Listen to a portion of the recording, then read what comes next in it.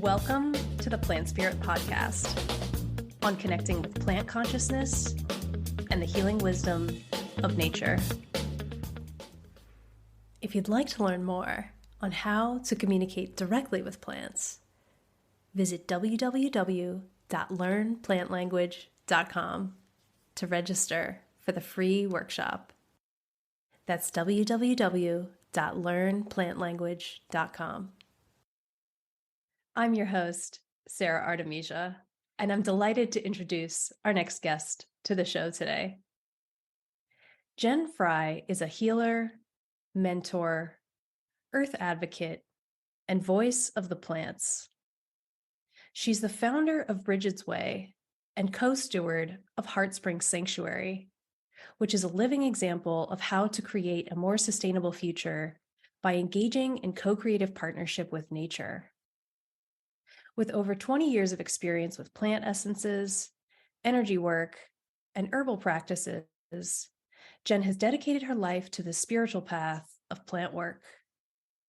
She is also the author of Communicating with Plants, Heart-Based Practices for Connecting with Plant Spirits. So Jen, thank you so much for being here. I'm excited for our chat today and to dive into our mutual love of plants. Thank you, Sarah. I'm always happy, of course, to talk about plants, but especially to talk about plants with you. So it's great to be with you. Thank you. So wonderful. So I'd love to start out with a big topic, which is around plant communication. And I'm curious to hear, in your experience, in your perspective, why is plant communication so important? Well, right now, as we all know, we're going through these huge earth changes, right? And so we can get lost in that mix. I mean, I'll be honest, sometimes I get a little too inundated with news and I'm like, oh my God, the world's that's just it. Let's just take all my chips. I'm handing everything in, I'm done. So we can totally do that. But when we're able to tune into nature, like all the answers are around us, all the answers are within us. And so when we can tune in with nature, we see such a broader possibility. We see so many other ways forward. We receive hope, we receive answers. And so for me, I say all of that because for me, I've had a big shift in my teaching of communicating with plants in the last couple of years. Most of my students prior were always plant lovers, which I love plant lovers. They're the easiest people for me to be around. When I go to a party and there's a plant lover, I'm like, okay, good, I can handle being here. So, I love plant lovers, my students, plant lovers, herbalists, healers, right? However, and that's great, wonderful, but we need everybody, no matter what your skill set is, we need everybody to learn how to communicate with nature. And as far as I'm concerned, communicating with plants is the easiest instep. There are some that are able to more easily communicate with like animals or rocks, but in general, plants are easier, they're stationary. We're really connected with them. Our lives literally depend on them. So we just have this natural love and affinity with plants. And so the plants meet us wherever we are, and whatever expertise we have, they help to bring forward information that we can then understand. So for instance, my partner's into green building. So when he communicates with plants, they can give him insights into the building projects and what to do. Whereas if I'm communicating with them, they could give me those insights, but it's not going to make sense to me. It's like, I probably won't even absorb it. So I just feel like everybody, regardless of your expertise, this is such a vital skill to learn. And it's what's most likely to contribute to having a thriving future for all of us.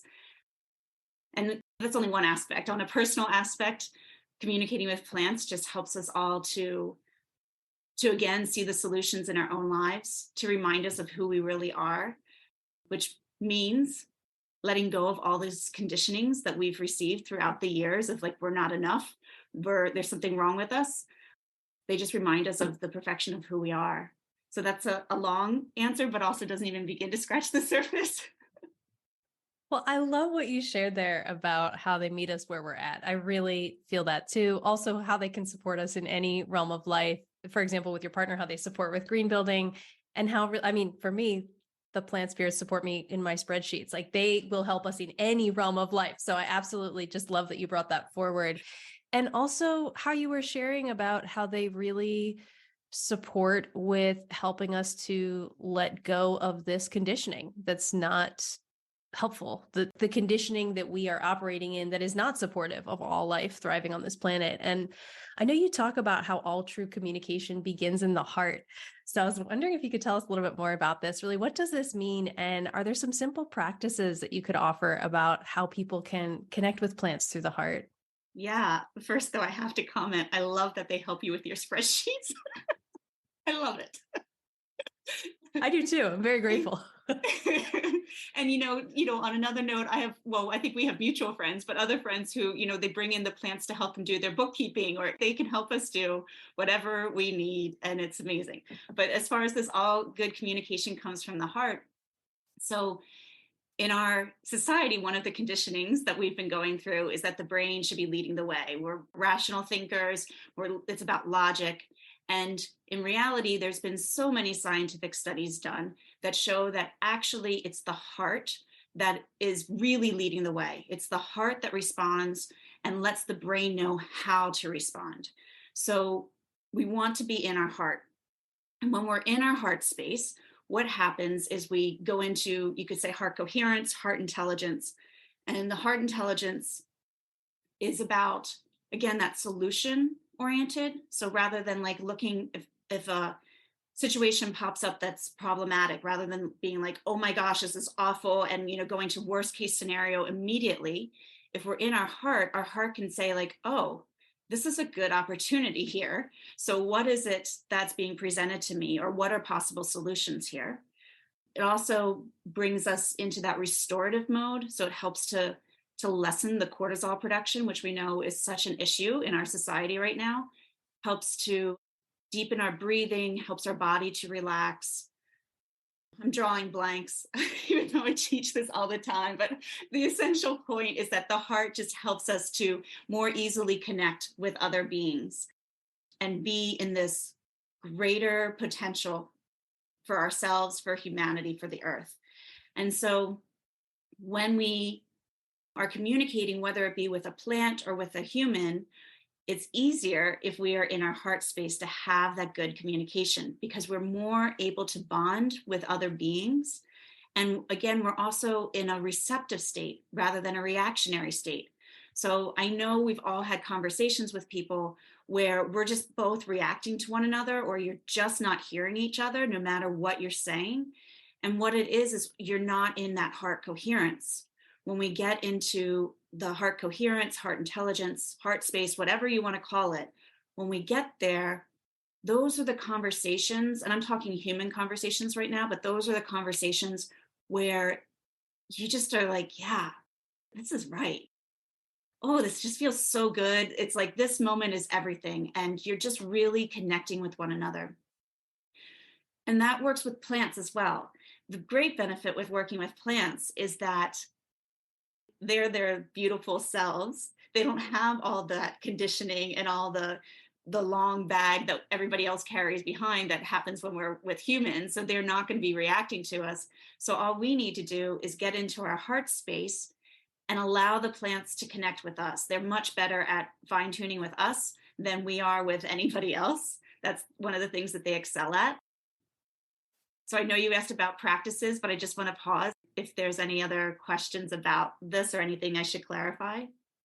Well, I just love that you were sharing about the value of heart coherence, how this helps bring us into a restorative mode, helps us be a better communicator, the value of being in a receptive state. It actually reminds me of something I was thinking about this morning about co-regulation, and which is essentially when our nervous systems attune to each other, and how in therapeutic practices, when we can lead a co-regulation state, someone's feeling dysregulated, but that there is also this huge opportunity available to co-regulate with nature when we are feeling imbalanced, and how amazing that is. And it's just right in alignment with what you were just sharing about how when we tune into the heart and allow ourselves to be receptive, we can co-regulate to the wholeness of nature, and just how incredibly powerful that is. Mm-hmm. So yeah, any practices that you'd like to share, would love to hear them. Yeah. So the easiest one is gratitude. I talk about this in the book. I teach this in all my classes. I tell all my students this. I tell all my clients this. It's always the first step that we do in plant communication is to engage with gratitude. And yet all my students, all my clients come to me and they get frustrated. They're like, I don't know, it's just not happening. Or what do I do? Like this, I'm just so stressed in life. And I'm like, gratitude. And they just want to ignore it. They just want to throw it aside because it's so simple, but yet it really is powerful. I say this is like the magic wand. And if we can just, all we need to do is list the things that we're grateful for. We can write it down. We can think it. It's helpful if you're in a really good space when you do write them down, because sometimes when we're really stressed, we're like, oh, there's nothing to be grateful for. Life just sucks. But when we're in that good space, we can find that our arms can suddenly get tired from writing because there's just so many good things to be grateful for. I mean, just from the simple, right now the sun's shining and the plants are there, and we can get down to the minute details of the incredibleness that the plants can take carbon dioxide and turn that into oxygen, all the magic that surrounds us. So just by listing what we're grateful for, what we'll notice and what we're looking for in this practice is a physiological shift in your body. So for me, my shoulders drop, sometimes inches, because I tend to go like this all the time, but they'll drop. My hands tend to feel really big, like I'm wearing Mickey Mouse gloves. My feet tend to feel really big, like clown shoes. My breathing slows and it goes deeper into my belly. And sometimes, it doesn't happen all the time, but sometimes it will feel my heart is opening. And sometimes that can feel painful, actually, because it's just like, oh, we're just stretching through a whole lot of stuff. And often my heart just feels much bigger. So that's what it is for me. And the important thing for everybody is just to notice what the physiological shift is for you. That is the first step that we do in plant communication, is we work with gratitude just to get into heart coherence, to feel what that feels like for you. And then when you go to communicate with plants or even with humans, especially if you want to have a difficult conversation with somebody, you want to get into that space first, because you know that's what's going to allow a better conversation to come forward. So wonderful. Well, those are awesome, just great practices that we can all utilize. And I love how you began with gratitude, how it really, that is such an incredible platform to start from. And also the value of really noticing the physiological shifts, that can be such a great way of letting our brain know that, yes, something is shifting here, because so often we can get tripped up in the brain of, oh, am I imagining this? Is this really happening? But the body does not lie. So when we feel that there are shifts happening in the body, we know something is happening. So thank you so much for bringing that up. And in your book, you talk specifically about being in relationship with several amazing plants. And I was curious if you'd be open to sharing a couple of just some, I know that the depths go really deep here, but I was curious if you could tell us a bit about your experience with being in relationship with, particularly if you're open to it, with Yarrow and Tulsi, and the medicine that you feel that they're really bringing forward at this time. Yeah, well, thanks for like narrowing it down for me. Whenever people are like, so what are some things you learned from plants? It's always brain freeze, because, you know, there's so many possible things. But yeah, so Yarrow and Tulsi. So Yarrow was one of the first plants. I mean, I had been communicating with plants for a number of years, and I had been talking with plants or teaching, communicating with plants for a number of years. And Yarrow became a really big part of my life. Actually, even before then, Yarrow was a big part of my life, because Yarrow was growing in the center of my herbal spiral that I had at that time, the garden I had. And so we became really good buddies, because my older son, would always get nosebleeds. And so Yarrow like stops bleeding. So if you don't know that, you can stick Yarrow up in your nose. It stops the bleeding pretty fast, though my son was not such a fan, but it worked. So, you know, it was one of the herbs that I learned early on, and I knew I could just really rely on Yarrow. And when you have young kids, and particularly kids that are prone to, you know, they want to test all the limits of the body. So that means that there's lots of injuries going on. It's really nice to have some plants that, you know, you can take care of your children. So that was my first experience with Yarrow. And then there was this huge upheaval that happened in my life. And someone came in, I think, out of good intentions to get my garden so-called in order. Even now, if you see my gardens, they're never perfect. I don't want perfect gardens. Like, I love the weeds. I know it's about balance, but anyway, they came in and I think, again, in good intentions, took all my plants out and my yarrow disappeared for me. And so in that experience, I had to stand up to this person and I had to speak up for the plants. And from that, Yarrow offered to open the doors to the plant world for me. And I didn't know what that meant, but I said yes. Like, that sounded great. It sounded fun. And it was fun, but also, sometimes when you go on this journey, you don't realize all that's going to unravel in front of you. So in hindsight, I can see what Yarrow ended up doing was ended up leading me towards working with Pam Montgomery and learning the plant spirit healing and just going deeper into the wisdom of the plants and really bringing it forward. So that was one of the main aspects of Yarrow for me. Another big one is protection. I rely on Yarrow frequently. In fact, Yarrow, I was just out with the gardens today and we have Yarrow planted all along our walkway on purpose, because as you're coming into my house, Yarrow is helping to clear energy from you, but also helps to protect us. And there's actually Yarrow started growing right at the bottom of our deck steps. So now, like, you can't even enter onto our deck without getting brushed by Yarrow. So thank you for supporting us, Yarrow. And one of the big things that Yarrow has been teaching me of late, and I wasn't actually discussing this with Yarrow today, but I was discussing it with some other plants out there, is about really helping to heal the wounds of the patriarchy. So it's a big lesson that the plants and I've been learning from the plants over the last several years, is we've been really looking at hierarchy, and hierarchies are just not something that exists in nature. And even though we were taught it, I was taught that of the food chain, it's just we're one of the apex predators up here, and so we don't have any predators, which is such a farce. COVID just proved that wrong. We got taken down by a tiny microscopic virus.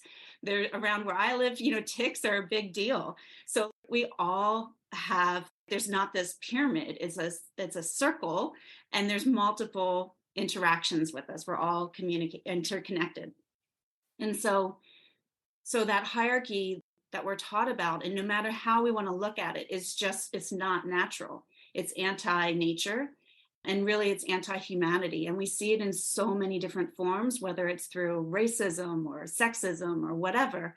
But with Yarrow, our focus was more on healing wounds of patriarchy. And just to clarify, to be sure, patriarchy has hurt every single one of us. It doesn't matter what your gender is or what you identify as. Patriarchy has been really damaging to our culture and has really kept us all from bringing our true gifts forward. So this is one of the reasons why the plants want to help us to heal it and to overcome it, because they know it's inhibiting us. It's limiting us from being who we truly are. And I mean, sometimes I just get really angry thinking about all the gifts that are missed because people didn't get the opportunities to share them. That is big. Oh my goodness. That is big. Yeah, that's incredible that you're really working in this collaborative way, listening with the plants, working with them to really help heal the wounds of the patriarchy. This is so big. This is so big. And what you just shared, how we are living in a circle, even though we've been conditioned to believe that we don't, and that nature shows us how to come back to living in this way. So incredibly powerful, and really connected with that. In your book, you also talk about creating a new story, which feels really connected to this. And so I'm curious, what is this new story and how do you see our relationship with plants really playing a part in it? Yeah, so that's my big question. I love to ask anybody who I can of what is your vision of this new story? Because I feel like it feels so, sometimes I can go back to when I'm saying like you're just in a really bad day, right? And it's just like the world is just awful. Everything's awful. And so when you're in there, you can't see all the gifts that surround you. And I feel like that's where we are right now, because every single person who is alive today, no matter what culture you're in, no matter where you are, we've all been experiencing this paradigm of separation. And it's so hard. Like we can get glimpses of what that looks like to be in true community, but it's really hard to envision. And so I don't have clear visions of what I've wondered sometimes, like, well, what would culture look like? And I don't have that. But as far as I'm concerned with the plants, what they're asking us is to think bigger and to really own our true possibilities and remember that we are all connected.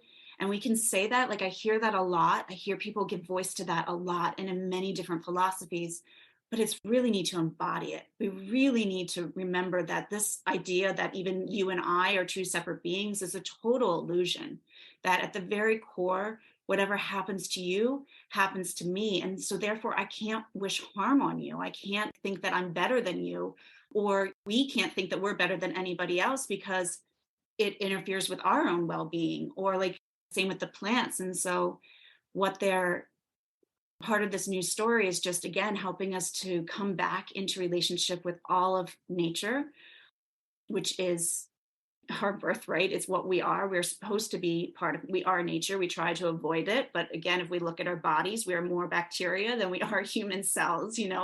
We are a whole ecosystem ourselves. So it's just helping us to remember that. And in that is one of the foundations of this new story is aligning with a love ethic. And so it's just really having love lead the way. And for me, that means questioning. And I fail in this all the time, but it's questioning every action. Like, is this bringing forward love? Is this in alignment with love? And the more that we can do that, the more that we can connect in with our nature allies, which is all of nature. And the more we can take our ego out and learn to be humble and listen, remember that we're the younger siblings here, the more things can unfold. And while I don't have a very clear vision of what that future is, what I do know from working with the plants and nature is that oftentimes when we think something's just really big, it ends up being much simpler when we work with nature.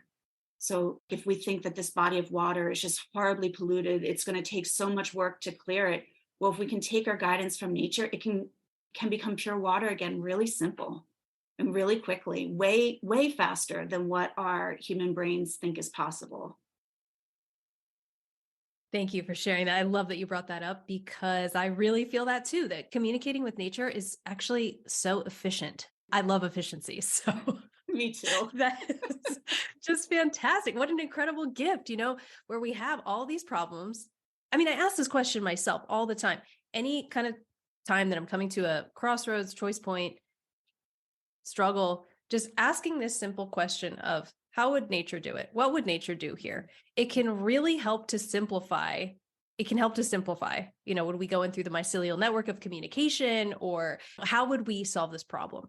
That it can be so simple. And then when we're opening up that conscious communication with nature directly, we can also just ask, how would you like to do this? Right. And how can I support? And just how incredible that is. So I also love how you were sharing, how the plants are really inviting us to think bigger, to own our true possibilities, and to really embody the experience that we're all connected. Certainly nature is doing that all the time. And to remember that we are part of nature, that this is the biggest thing, that we're not separate, that we are part, that we are nature, that we're the same thing. And so, and also what you shared about letting love lead the way, really learning to listen, taking the guidance directly from nature. This is so big. These are all such incredible things you're sharing today. And so I'm curious to hear, how would you say that the plants really support you in your life's work? In every way. And I do really mean that, in every way. Like, so often with my students, so one of the apprenticeship program, I'm teaching people how to have a healing practice and how to learn different healing techniques for working with the plants, the energies of the plants, the plant spirits. And so they'll come to me and, I have this issue, or like, this is happening with a client and I don't know what to do. And I'm like, go ask the plants. And again, they get frustrated with me, but I'm like, I'm only one person. I can only communicate with the plant so much. I've learned a lot over my life, but I still have oh my gosh, so much to learn. What I know is very small compared to what we can all learn together. And so whenever I have any issue, I take it to the plants. Sometimes I forget myself. Sometimes I want to like wallow in the issue, but whenever I do, whenever I take it to the plants, and sometimes it does, I mean, sometimes it takes years to get the answer back, to be honest. Often it doesn't take that long, or sometimes it takes a while for me to understand what that lesson was that they were showing me. But I just, everything from like how many clients do I want to have in my week to helping me write the book. I mean, yes, I'm bringing forward their messages, but also when I just felt really stuck, I'd go to the plants and I would just be like, okay, what is it that I need to know here? What is it that I need to see? In my health, they help me. In my relationship, so every aspect, in all ways, the plants are there supporting me. And I'm saying plants, but in reality, it's also broader than the plants because I have other beings that I have my own affinities towards. And so I also include like the fairies are big in my life. So the fairies, or depending on what's going on, maybe I need to work with water or the spirit of fire or whatever. So it's all of nature, but my primary contexts are the plants. So wonderful. So Jen, tell us, how can people find out more about you, your work, and your book? Yeah, so you can go to my website, brigidsway.com. And there's lots of information there. I have my blog on there. I have my classes. You can get the book there. The book, again, is Communicating with Plants, Heart-Based Practices for Connecting with Plant Spirits. And so it is currently available through myself and my publisher, Inner Traditions. And it will be available at bookstores and Amazon, Barnes & Noble, Books A Million, Bookshop, all of them, June 13th. So great. Well, thanks so much for joining us today, Jen. So great, as always, to chat. And yes, very much looking forward to your book. Excited to read it. Great. Thank you, Sarah. It's a pleasure to be here. And thanks so much for listening and joining us today on the Plant Spirit Podcast. I hope you enjoyed it, and please follow to subscribe, leave a review, and look forward to seeing you on the next episode.